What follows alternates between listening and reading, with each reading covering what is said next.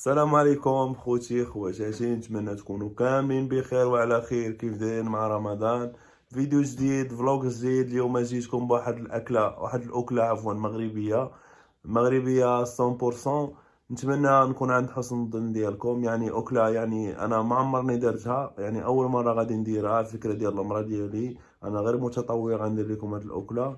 ان شاء الله نكون عند حسن الظن ديالكم. خليوا لي لايك، خليوا لي كومونتير. شكرا بزاف على الدعم ديالكم، واللي اول مره يزور القناه ديالي يشترك ويفعل الجرس. كنبغيكم بزاف، بقاو معايا. وانا خوتي كما قلت لكم، الوصفه ديال اليوم هي على شكل بسطيله ديال الحوت كما كتشوفوا. غنحتاجوا لها شويه ديال المقادير. غنحتاجوا لها شويه الحوت، شويه شامبينيون، شويه فرماج، زيتون اسود. المهم كيبقى حسب اختيار، يمكن لكم ديروا الخضر، انايا كنبغي الزيتون الاسود. الربيع، كزبر ومعدنوس، فلفله، العطريه مخلطه، يعني معلقه ديال التحميره، معلقه ديال الخرق معرك، معلقه ديال الكمون، معلقه ديال الابزار، ومعلقه صغيره ديال الملح، باسكو غادي نديرو السوجو مالحه كما كتعرفوا. الحامض، كاين اللي كيدير الحامض مصير مقطع، انا لا، غندير غير العصير ديال الحامض. الثومه، شويه الهريسه وزيت الزيتون. غنصاوبوا لاصوص ديالنا بعدا هي الاولى باش غنشحروا الحوت. كما كتشوفوا البصله عندي هنايا، انايا عندي هذا الروبو غادي ندير فيه. اللي ما عندوش الروبو يمكن ليه يدير فيه مونينيكس عاديه. درنا البصله، غادي نزيدو على العطيريه ديالنا كما كتشوفوا. فوالا، غادي نزيدو الفليفله،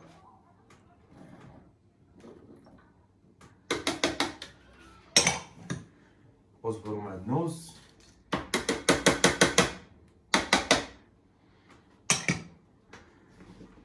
غادي نديرو الثومه. واخا غطحن يعني رقيقه الثومه، خاصها تكون صغيره باسكو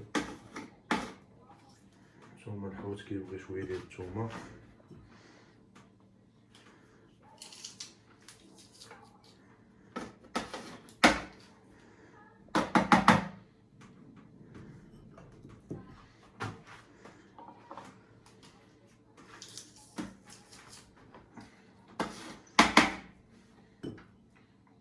عصير ديال الحامض،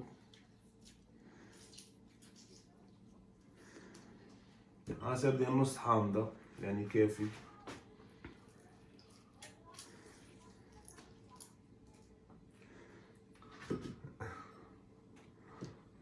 هيدو هاد المقادير.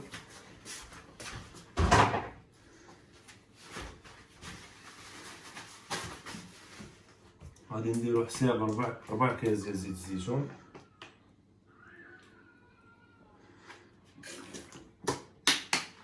شويه ديال الصوجا ما تكثروش، وشويه ديال الهريسه حسب الذوق.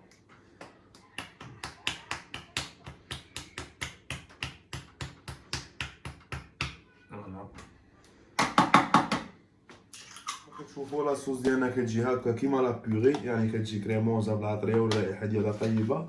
وغادي نبداو نشحروا في الحوت بالزبده وهاد لاصوص اللي درنا كما كتشوفوا.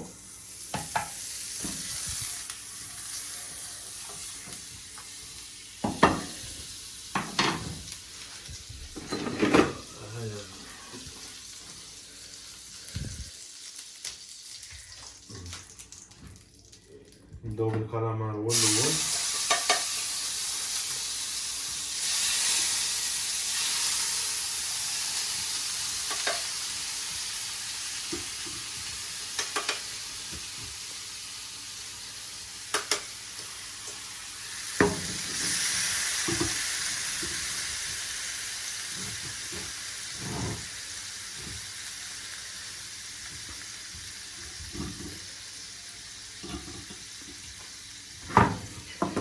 وغادي نديرو 2 معالق من هاد لاصوص، نشحروه شويه بشويه، ميم با 5 دقائق. الكالامار يقع بزاف كيولي كيما بحال الكاواتشو. كاين اللي كيسلقو، انا نفضل نشحرو في المقله.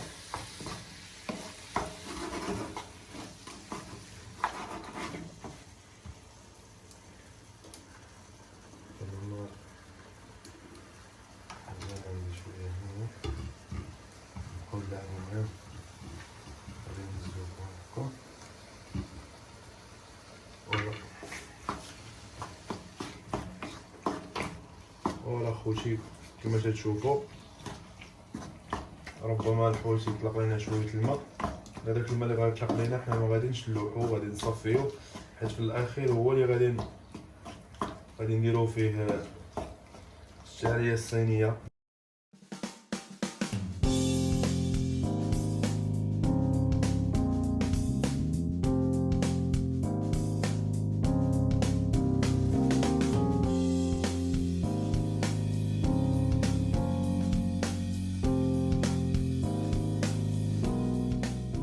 شفتوا معايا انا صفيت الكالامار، يعني كنبغي نختصر ما نوريكمش يعني تفاصيل يعني ملي غيتشحر الكالامار مده ديال 5 دقائق. غادي نصفيو بنفس الطريقه بلا ما نغسلو المقله. غادي نديرو الكروفيت ديالنا، فوالا. الكروفيت تا هو ما كيطلبش الوقت بزاف، بحال الكالامار فهو ديال البحر، يعني اذا طابت بزاف كتولي بحال الكواتشو. الكالامار والكروفيت لا سيبيا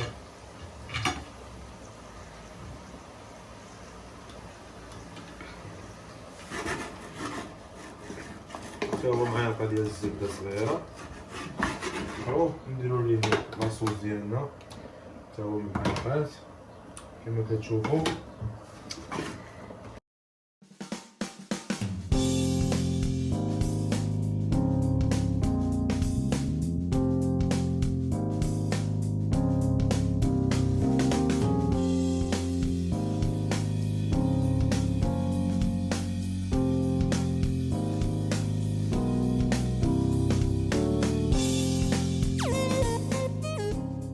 الكالامار ديالي صفيتو، عفوا الكروفيت بنفس الطريقه كنمشيو. دابا عندنا حوت فيلي، هاد السمك فيلي غادي نديرو هكا.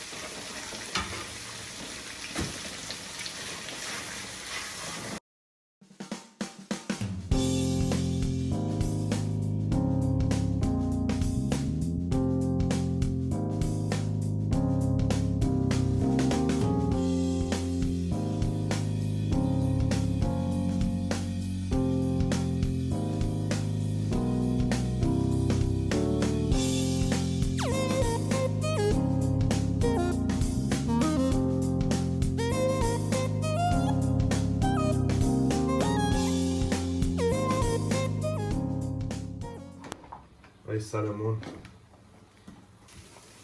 ندير السلمون ديالنا. السلمون هو راه فيلي راه بالزربه كيتقطع، يعني بالزربه غيتفرتش. كيهزرو مع الدقائق ولا 2 دقائق 3 دقائق.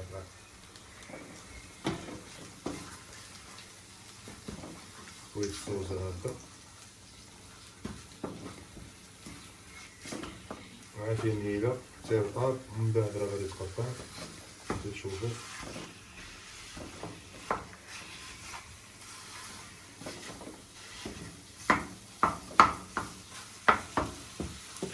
نديرو شي معلقه اخرى ديال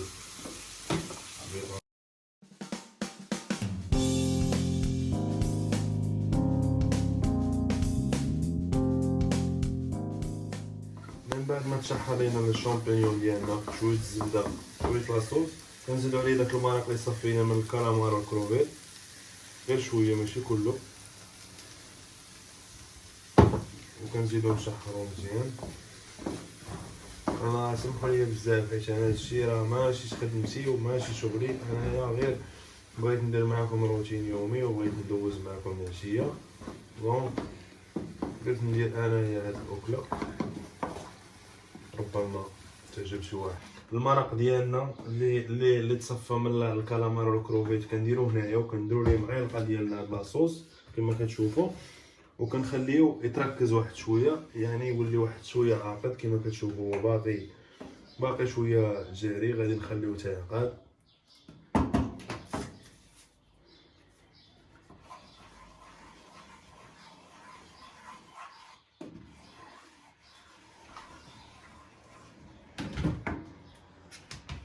كنزيدو الفرميسيل ديالنا، ها هو كما تشوفوا اللي هو الشعريه الصينيه. نخليوها تشرب انا الشعريه الصينيه قبل رطبتو في الماء سخون.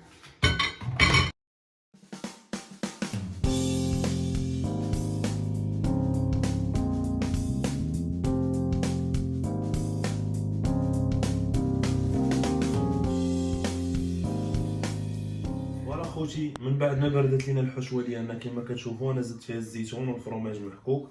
يعني انا قلت لكم الفرماج ما تزيدوش ثاني باش ما يذوبش. دونك حنا الورقه اللي عندنا الورقه ديال الشناوه والورقه ديال التواركه، ما عندناش حنا الورقه ديال البلاد. هاد الورقه هي اللي عندنا، والقالب اللي غادي ندير فيه هو هذا، دهنته بشويه ديال الزيت نباتي.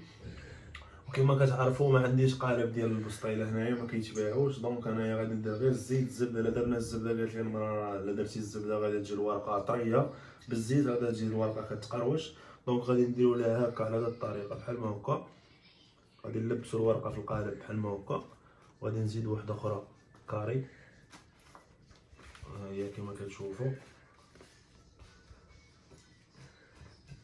وغادي نديرو هادو اللي دايرين بحال ما هكا.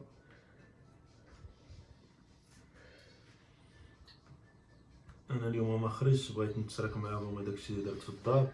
مزيان الواحد يخرج كل نهار، راهم عارفين باقي المرض هنايا، واخا ما بقاوش كيتسجلوا عندنا حالات بزاف، ولكن بنادم خاصو الحيطه والحذر احسن. كما كتشوفوا انا غادي ندير بسم الله، غادي ندير الحشوه ديالنا هنا كما كتشوفوا.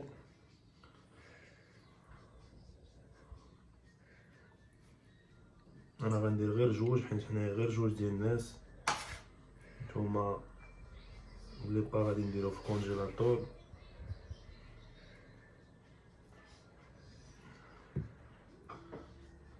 كيف ما كتشوفوا عمر باش ما تجيش خاويه من الفراش. فوالا، وغادي نبداو نسدو فيها بشويه بشويه بحال ما هكا.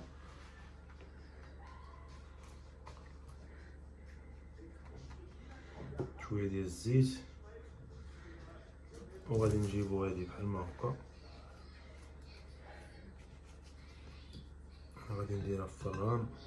وانا راه ما كنعرفش ندير هاد البسطيله، راني اول مره غادي نديرها. بحال والو غادي نديرو اليوم في المينو في الخدمه شي قريب. فوالا كما كتشوفوا، باش غنضربو هاد العواج وهاد العيب كله، غادي ندير واحد الوحده اخرى رونديل، غادي نزيدها من هنا من الفوق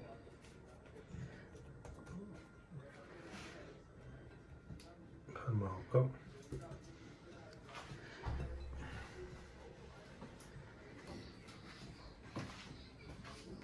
وغادي نديرو ليها نعم اسيدي شويه ديال الفرماج من الفوق.